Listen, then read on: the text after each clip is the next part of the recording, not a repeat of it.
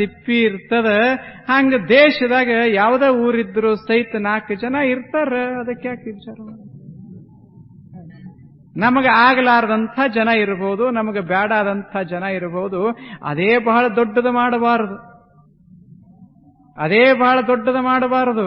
ಅದು ಇರದಿದ್ರೆ ಊರು ಸ್ವಚ್ಛ ಆಗುವುದಿಲ್ಲ. ಎಲ್ಲರೇ ಹೋದ ಹಾಕಿದ್ರೆ ಅದು ಸ್ವಚ್ಛ ಆಗತ್ತೆ. ಊರು ಅದು ಇರಬೇಕಾಗ್ತದಪ್ಪ. ಬ್ಯಾಡಾದವ್ರು ಬ್ಯಾಡ ಅಂದ್ರೆ ಹೆಂಗಾಗ್ತದ? ವಿಚಾರ ಮಾಡ್ರಿ. ಮತ್ತ ಭೂಮಿ ಶಿಸ್ತು ಬೆಳಿಬೇಕಾಗಿತ್ತು ಅಂದ್ರೆ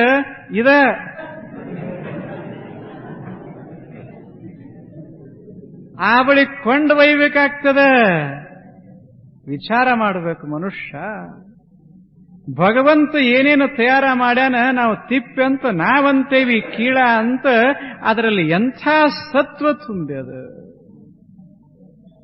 ಎಂಥ ಸತ್ವ ತುಂಬ್ಯದ. ಅದರಾಗ ಒಂದು ಹೂವ ಬಿತ್ತು ತಿಪ್ಪ್ಯಾಗ. ಇವ ಯಾತ್ರಿಕ ಬರಕತ್ತಿದ್ದಲ್ಲ, ಒಂದು ತಿಪ್ಪಿ ಭೇಟಿಯಾಗಿತ್ತಲ್ಲ, ಆ ತಿಪ್ಪ್ಯಾಗ ಒಂದು ಹೂ ಬಿದ್ದಿತ್ತು ಬಹಳ ದಿವಸದ ಹಿಂದೆ. ಅದು ಅದೇ ತಿಪ್ಪಿಯೊಳಗಿಂದ ಮ್ಯಾಲೆ ಎದ್ದಿತ್ತು. ಎದ್ದು ಹಿಂಗ ಅರಳಿತ್ತು, ಸುಗಂಧ ಸೂಸಾಕತ್ತಿತ್ತು. ಆದರೆ ಸುತ್ತಮುತ್ತ ಅದ್ಭುತವಾದಂಥ ಸುಗಂಧ, ಅದು ರೋಜ್ ಫ್ರೇಗ್ರೆನ್ಸ್ ಇತ್ತು. ಅದರ ಸುತ್ತಮುತ್ತ ಗುಲಾಬಿಯ ಸುಗಂಧ ಸೂಸಾಕತ್ತಿತ್ತು. ಅವಾಗ ತಿಪ್ಪೇಳ್ತು, ನೋಡೊಂದಿಷ್ಟ, ನೀನೂ ಮನುಷ್ಯ ಬದುಕಾಕತ್ತಿದಿ, ಇಲ್ಲೊಂದು ಹೂನು ಬದುಕಾಕತ್ಯದ. ನಮ್ಮಲ್ಲೇ ಬಿದ್ದರೂ ಸಹಿತ ನಮ್ಮನ್ನ ಬೈಲಾರ್ದಂಗ ನಮ್ಮೊಳಗಿರುವ ಸತ್ವ ಹೀರಿ ಸುಗಂಧ ಬೀಸಾಕತ್ಯದ. ನೀ ನಮ್ದು ಹೊಲಸು ತಲೆ ಹಾಕೊಂಡು ನೆಳ್ಳಾಕತ್ತಿದೆಯಲ್ಲ. ಈ ಹೂವ ಇನ್ನು ಭಗವಂತನ ತಲೆಗೆ ಇರ್ತದ. ನೀನು ನಮ್ಮ ಜಾಗಕ್ಕೆ ಬರ್ತೀಯೋ? ನಮ್ಮ ಜಾಗಕ್ಕೆ ಬರ್ತೀಯ? ನಮ್ಮನ್ನ ಬೈಬೇಡ. ತಿಪ್ಪಿಗಳು ಬಹಳ ಚಲೋ. ಒಳಗಿರುವ ಸತ್ವ ಹೀರೋ ತ್ರಾಣ ಬಂತು ಅಂದ್ರೆ ಹೂವ ಆಗ್ತದಲ್ಲೇ, ಹೂವು ಆಗ್ತದ, ಹಣ್ಣು ಆಗ್ತದ, ಧಾನ್ಯ ಆಗ್ತದ. ಹಂಗ ಜಗತ್ತು ಕೆಟ್ಟಂತ ಭಾವಿಸುವ ಯಾರ್ಯಾಕಿರೋಲ್ಲ. ಊರಾಗ ಎಲ್ಲಾ ಮನಿ ಸಮಾನ ಇರ್ತವೇನು? ಎಲ್ಲರದು ಒಂದೇ ತರ ಮನಿ ಇರ್ತವೇನು? ಇರುವುದಿಲ್ಲ. ಒಬ್ಬರ ಮನಿ ದೊಡ್ಡದಿರ್ತದ, ಒಬ್ಬರ ಮನಿ ಸಣ್ಣದಿರ್ತದ, ಒಬ್ಬರದು ವಿಶಾಲವಾಗಿರ್ತದ, ಒಬ್ಬರು ಅದರೊಳಗೆ ಜಾಗನೇ ಇರುವುದಿಲ್ಲ. ಒಬ್ಬರ ಮನ್ಯಾಗ ಸಾಮಾನು ಬಹಳ ಇರ್ತಾವ, ಒಬ್ಬರ ಮನ್ಯಾಗ ಸಾಮಾನು ಕಡಿಮೆ ಇರ್ತಾವ, ಒಬ್ಬರು ಸ್ವಚ್ಛ ಇಟ್ಟಿರ್ತಾರ, ಒಬ್ಬರು ಹೊಲಸು ಇಟ್ಟಿರ್ತಾರ. ಇಷ್ಟೆಲ್ಲ ಇರುವುದಲ್ಲ ಮನಿ ಅಂದ ಬಳಕ ಬೇಡ. ನಾವು ಈ ಊರಾಗ ಹಂಗಿಲ್ಲ.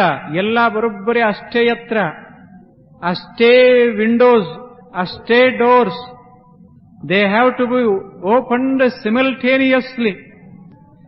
ಎಲ್ಲಾ ಕಡೆ ಒಂದೇ ಸಲಕ್ಕೆ ಬಾಗಿಲ ತೆಗೆಯೋದು, ಒಂದೇ ಸಲಕ್ಕೆ ಕಿಟಕಿ ತೆಗೆಯೋದು. ಏನ್ ಹಿಂಗ್ ಮಾಡಿದ್ರೆ ಜಗತ್ತಿನ ಸೌಂದರ್ಯ ನಷ್ಟ ಆಗ್ತದೆ. ಆದ್ದರಿಂದ ಜಗತ್ತಿನಾಗ ಬದುಕುವಾಗ ಹೆಂಗಿರಬೇಕಂದ್ರೆ ಏನದ ಅದರೊಳಗೆ ಸತ್ವ ಹುಡುಕುವಂಥ ತ್ರಾಣ ಮನುಷ್ಯನಿಗೆ ಬಂತು ಅಂದ್ರೆ ಆ ಮನುಷ್ಯ ಸುಜ್ಞಾನಿಯಾಗ್ತಾನಾತ, ಸುಜ್ಞಾನಿಯಾಗ್ತಾನ. ಇನ್ನು ಬಹಳ ಬಿಡೋದನ್ನ ಯಾಕೆ ಹೇಳಕತ್ತೀನಿ ಅಂದ್ರೆ ಯಾವಾಗ ಸಾಯ್ತೀವಿ ಗೊತ್ತಿಲ್ಲ, ಇನ್ನ ತಿಪ್ಪಿ ತಲೆ ಯಾಕೆ ಹಾಕೊಳ್ಳೋದ, ಯಾವಾಗ ಏನು ಗೊತ್ತಿಲ್ಲ. ಆನಂದವಾಗಿರೋದು ಜಗತ್ತಿನಾಗ ಛಲೋ ಛಲೋ ಛಲೋ ಛಲೋ ವಸ್ತುಗಳನ್ನ ಅನುಭವಿಸ್ತಾ ಅನುಭವಿಸ್ತಾ ತಿನ್ನಬೇಕು. ಮಸ್ತ್ ಹಣ್ಣು ಹಂಪಲ ಹಾಲ ಕುಡಿಬೇಕು, ತಿನ್ನಬೇಕು. ಆದರೆ ಏನು ತಿನ್ನಬಾರದೋ ತಿನ್ನಬಾರದಷ್ಟೇ, ತಿನ್ನಬೇಕದನ್ನ. ಭಗವಂತ ಎಂಥ ಸುಗಂಧಿತ ದ್ರಾಕ್ಷಿಗಳನ್ನ ಕೊಟ್ಟ, ಗ್ರೇಪ್ಸ್ ನೋಡ್ರಿ ಒಂದಿಷ್ಟ. ಆ ದ್ರಾಕ್ಷಿ ಮ್ಯಾಲ ಒಂದು ಪ್ಯಾಕಿಂಗ್, ಎಂಥ ಸುಂದರ ಪ್ಯಾಕಿಂಗ್. ಯಾವ ವಿಜ್ಞಾನಿ ಅಂಥ ಪ್ಯಾಕ್ ಮಾಡಲಿಕ್ಕೆ ಸಾಧ್ಯದ? ಏನು ಒಳಗೆ ರಸ, ಏನು ಮ್ಯಾಲ ಪ್ಯಾಕು, ಏನ್ ಪ್ಯಾಕು ಹೇಳ್ರಿ. ಎಷ್ಟು ಅದ್ರಾಗ ಸಕ್ರಿ ಹಾಕಬೇಕು, ಎಷ್ಟು ಅದರಾಗ ನೈಟ್ರೋಜನ್ ಹಾಕಬೇಕು, ಎಷ್ಟು ಅದರಾಗ ಸಲ್ಫರ್ ಹಾಕಬೇಕು, ಎಷ್ಟು ಐರನ್ ಇರಬೇಕು, ಅಷ್ಟೇ ಪ್ರಮಾಣದಾಗ ತೂಗಿ ತೂಗಿ ತೂಗಿ ಹಾಲದಾಗ ನೀರು ಹಾಕದಂಗಲ್ಲ. ಹ್ಯಾಂಗ ಭಗವಂತ ಎಂಥ ಪ್ರಾಮಾಣಿಕ ದೇವರು! ಇಂಥ ಹಣ್ಣ ತಿನ್ನುವಾಗ ಸ್ವರ್ಗದ ಸುಖ ಪಡಬೇಕು ಮನುಷ್ಯ. ಅನ್ನಂ ಬ್ರಹ್ಮ, ಅನ್ನ ದೇವರ ಮುಂದೆ ಇನ್ನೂ ದೇವರೇ ಇಲ್ಲ, ಅನ್ನಕ್ಕೆ ಮೇಲೆ ಇನ್ನಿಲ್ಲ. ಲೋಕಕ್ಕೆ ಅನ್ನವೇ ದೈವ ಸರ್ವಜ್ಞ. ಅದರ ಕಾಣ ಕತ್ತಿ ಬಿಟ್ರೆ ಮನುಷ್ಯ ಸ್ವರ್ಗ ಅನುಭವಿಸ್ತಾನೆ. ಎಲ್ಲಿ ದೇವರನ್ನ ಕಾಣೋರು? ಇಂಥ ಹಣ್ಣು ತಿಂದು ಅತಿ ಮಧುಮಧುರವಾದ ಹಾಲ ಕುಡಿದು ಮಸ್ತಾಗಿ ಆನಂದ ಪಡಾಕ್ ಹತ್ತಿ ಬಿಟ್ರೆ ಭಗವಂತ ಅಂತಾನೆ, ಸಾರ್ಥಕ ಮಾಡಿದೆಯೋ ಮನುಷ್ಯನೇ, ಸಾರ್ಥಕ ಮಾಡಿದೆ ಜೀವನ. ಈ ದ್ರಾಕ್ಷ ಓದು ಅದನ್ನ ಕೆಟ್ಟು ಹುಳಿ ಮಾಡಿ